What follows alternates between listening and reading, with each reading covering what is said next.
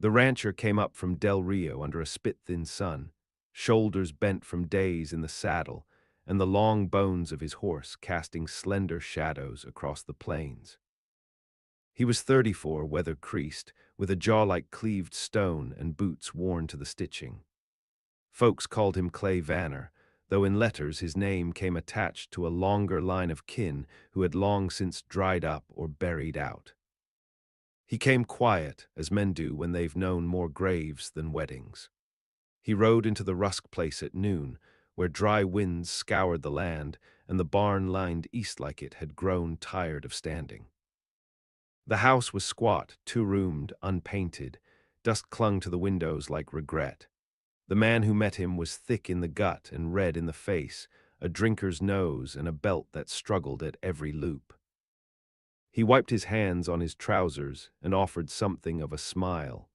"You Clay Vanner." "I am." "You're here for the sorrel." "That's right." "She's in the barn. Go have a look. I'll fetch the papers." Clay dismounted and led his horse by the reins, eyes scanning the yard. Chickens clucked without urgency. A mutt barked once, then lay down again. There was no sound of children, no woman's hand in the wash, no life except the bare minimum to keep it all moving. He pushed open the barn door. Inside it was darker, smells of hay and dung, iron and rust. His eyes adjusted slow. The sorrel stood in the far stall, a good-looking mare with an intelligent face, but Clay didn't move toward her. Because in the shadows beside the stall, near a pile of old tack and barrels, he saw something else. A shape that didn't fit, something huddled, small, a human form. He stepped closer. It was a woman. Curled on her side, wrists bound with iron chains fixed to the wall by a rusted bolt. Her hair was matted, skin mottled with bruises in varying stages of healing. A gash along her cheek had scabbed over badly. Her dress was filthy, torn at the shoulder. She looked up, not all the way, just enough to meet his gaze through swollen lids. She didn't speak. He knelt. His hand hovered near her wrist, then shifted toward her face. "You hurt bad." Still no answer. Behind him a board creaked. He stood and turned slow. The red-faced man stood in the doorway, the light from outside outlining him in white. "She don't talk," he said. "Found her on the edge of my land couple weeks ago. Half dead. I gave her water, fed her. Got her locked up 'cause she's wild, mean as a snake." Clay didn't answer. His face was still. "She's got the devil in her, I swear. Bit my boy clean through the hand." "You got papers on her too." Clay's voice was low. The man blinked. "What?" "I'm here to buy a horse, not traffic in people." "That ain't what this is. Hell, I saved her." Clay took one step forward. The man's hand went to the grip of a revolver at his hip, but it didn't come up fast enough. Clay's fist met the side of his jaw with a crack like dry kindling. The man crumpled backward, striking the ground hard. Clay didn't move for a moment. He looked down, measuring. Then he turned and went back to the woman. "I'm gonna get you loose," he said. She flinched. "Don't have to go far, just out of here. You trust me." She didn't nod. But she didn't pull away either when he pulled a knife from his belt and began to work at the bolt. It took effort. The iron was old, the chain stiff with blood and time, but it gave. When he lifted her, she weighed little more than a bag of grain. He carried her past the man still groaning in the dust, past the mare who nickered once like she understood the whole damn thing, and out into the raw light. He didn't look back. He didn't ask her name. Some names need to be earned, not told, and he figured she'd earn hers soon enough. Clay rode with the woman slumped against his back, her arms weak around his waist, the weight of her more shadow than flesh. He didn't speak, neither did she. The mare followed behind on a lead line, her hooves silent on the soft dirt road.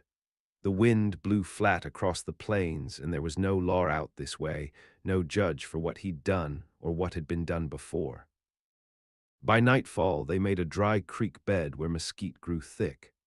Clay laid out a blanket, gave her water from his canteen, and lit a small fire in a ring of stones.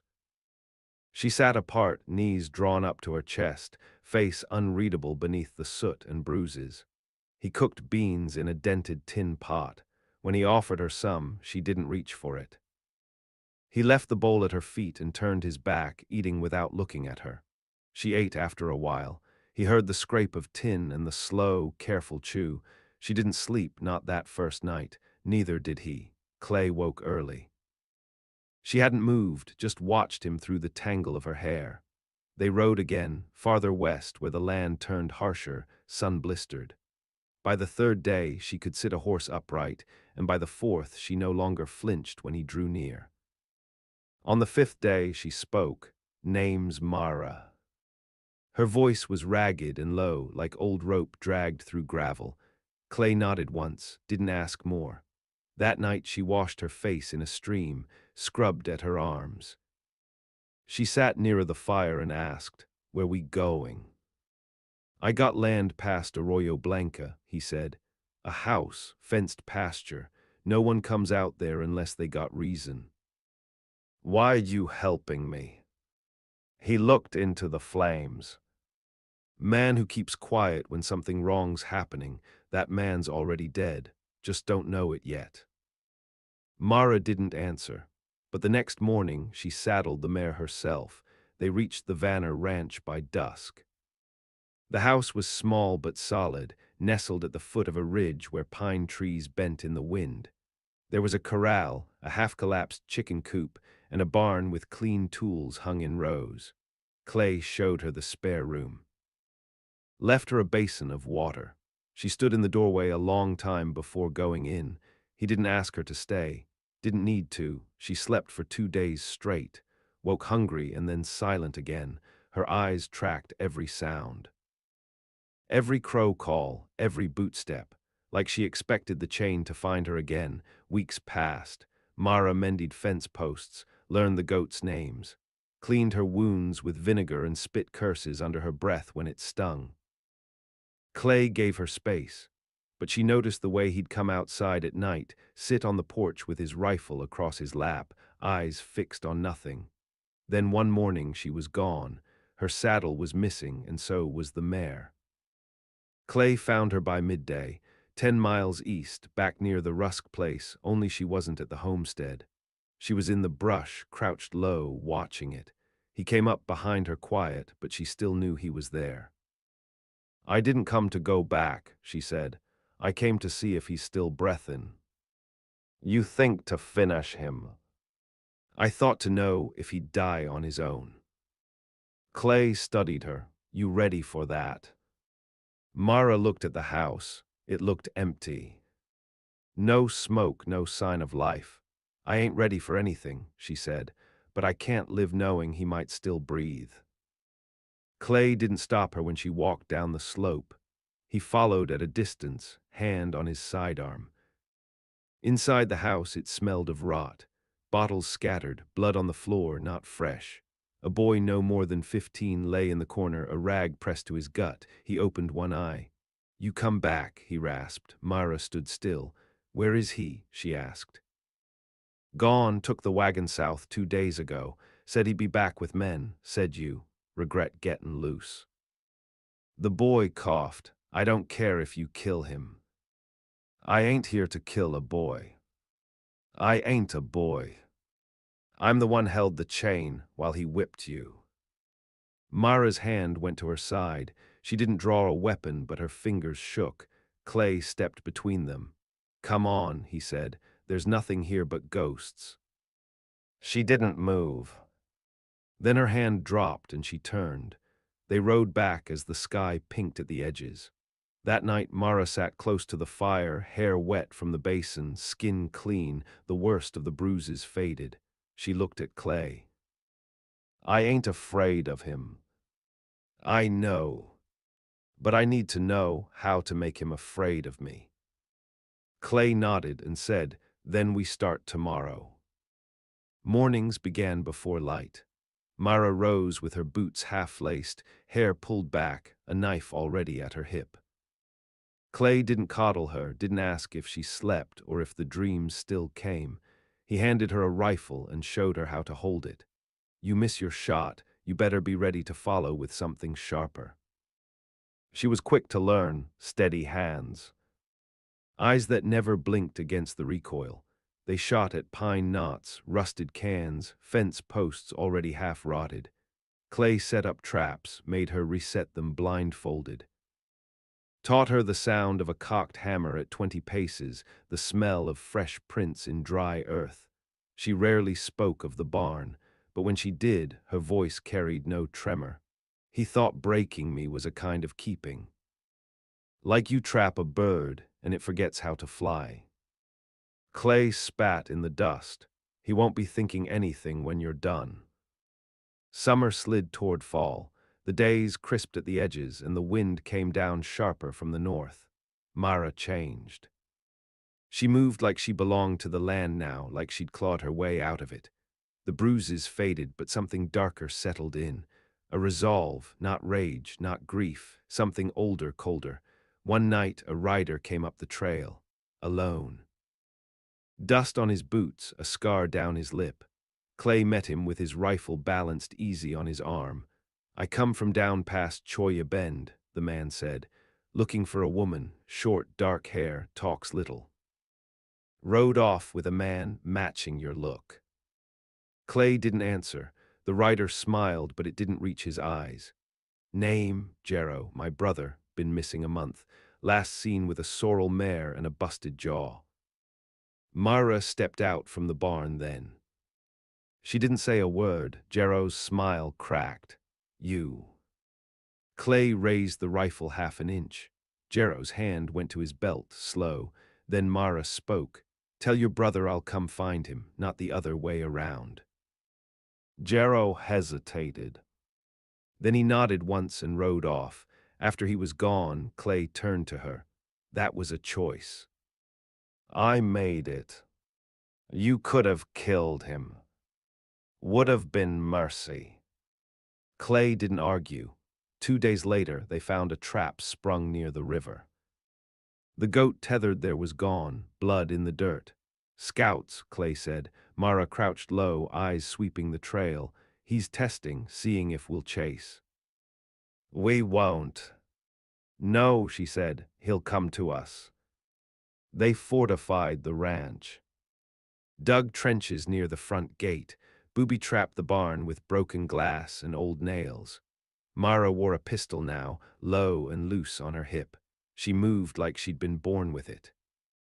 Clay taught her more than shooting, taught her how men think before they draw.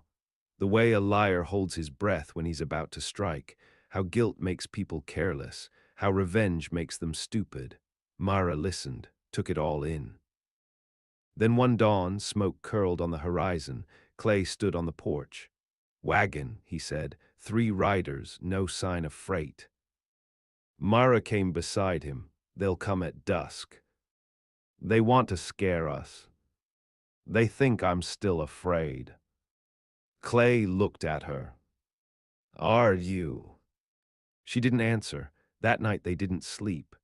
The riders came as the sun fell behind the hills, silhouettes against a dying sky. They rode in slow, no hurry, guns slung low, laughter in their voices. Clay stepped out first, rifle in hand. This land's not for sale. The lead rider dismounted. Jarrow, we're here for her. Mara stepped forward. Then come take me. No one moved. Then Jarrow's hand twitched. The shot rang out before he even drew. His hat flew from his head and the bullet split the air near his ear. Clay hadn't fired. It was Mara. The others scattered. Jarrow dove behind the wagon. One of his men fell dead, a hole in his throat. Another made it to the barn before a trap took his leg clean off at the knee. Screams split the air. Clay advanced slow, covering her. Mara walked straight to the wagon. Jarrow rose with a pistol, blood on his temple, and aimed. Mara didn't stop. She drew and fired once. He spun, dropped, crawled, screaming now. She stepped closer. You held the chain, she said, and you smiled while I bled. He tried to beg. gasped something about orders. About just doing what he was told. Myra knelt. No one told you to enjoy it. Then she raised her pistol and ended it. She didn't shake, didn't cry, she just stood and turned. Clay waited at the gate. "You done?" he asked. "For now," she said, and they walked back up the hill, the fire dying behind them. They buried the bodies in a dry arroyo where no grass grew, no flowers would root. Clay marked the graves with flat stones. Mara didn't speak during the digging. She worked without pause, dirt under her nails, hair tied back tight. When it was done, she washed in silence and didn't sleep that night. Clay saw her walk to the edge of the ridge before dawn, arms crossed, pistol holstered but still warm. She looked out toward the valley, toward the road south. "They won't stop with him," she said when he joined her. "No," Clay answered. "Men like that don't die alone." She turned toward him. "You ever kill someone slow?" Clay thought for a long moment. Once, it didn't feel better than killing quick. "I don't want better, I want memory." They didn't speak more that morning. But that day Clay rode into town. He came back with 2 rifles, extra powder, wire coils, and a tin box filled with names. "Mr. Tolliver at the trading post," Clay said, handing her the box. "He keeps records, people talk." "I told him you were looking for something." Mara opened the lid. Inside were notes on men, where they drank, what horses they rode, when they crossed county lines. There were 5 names written on folded slips. One of them was Boone Jessic. "That's him," she said. "He was the first." Clay nodded once. They left at first light, traveling under false names. She was called Lenora now. Clay went by Ward. They slept in dry gulches, ate jerky with their backs to stone. Mara didn't ask how Clay knew to track men like Jessic. She didn't ask what made him willing. The first man they found was in a saloon north of San Bracco. He was loud, older now, with a gut and a beard and a belt that didn't fit right. He called the girls whistle pigs and slapped them when they didn't laugh at his jokes. Mara waited till he was drunk, then poured his drink out slow in front of him. He blinked up at her, tried to stand. "You know me?" she asked. He squinted. "Don't reckon I do. I was 13 when you held me down." The room went quiet. Clay stood at the back, shotgun low, unmoving. The man stuttered something, reached for his belt. Mara broke his hand with a hammer she'd hidden in her coat. She didn't kill him. She left him screaming, broken on the floor, a letter pinned to his chest with her name scrawled in red. Not forgotten. The others followed. A gambler in Prairie Gulch. She slit his tires, so to speak, cut his stirrups and took his saddle before he could mount, left him crawling from the tavern with his pants still unbuckled, a trader who'd paid coin to watch her scream. She waited till he was drunk and alone, then tied him naked to a cactus and left his tongue nailed to a board. Mara became a name whispered in bunkhouses, a ghost. Some said she was a hired killer. Others called her a spirit risen from the dead.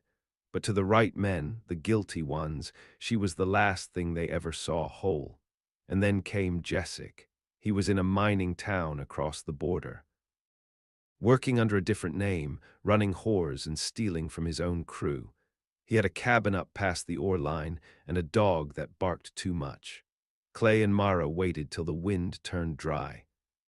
They caught him hauling sacks of ore, sweat staining his shirt. He didn't recognize her until she spoke. "You remember chaining me in a barn." He dropped the sack. "You." His face went gray. His hands twitched for the axe leaning near the stump. Clay kicked it away. "Thought you died," Jessic said. "You thought wrong. You ain't got it in you. You were just a girl." Mara shot him through the knee. He howled, collapsed, tried to crawl. She let him. "You knew what you were doing," she said, stepping slow. "You didn't drink. You didn't act on orders. You watched." He whimpered, "I ain't the worst of them."